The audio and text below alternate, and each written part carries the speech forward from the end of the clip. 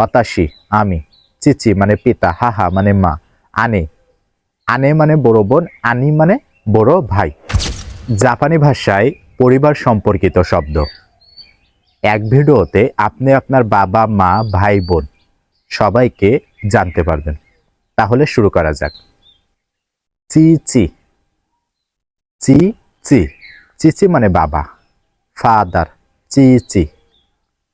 হাহা হাহা হাহা মানে মা, হাহা যেটা হাহা ইমোজির মতো, হাহা মানে মা।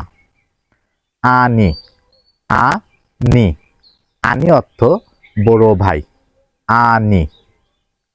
বড় বোনকে তাহলে কি বলা হয়? আনে আনে আনে মানে বড় বোন। চিচি পিতা, হাহা মা, আনি বড় ভাই, আনে বড় বোন।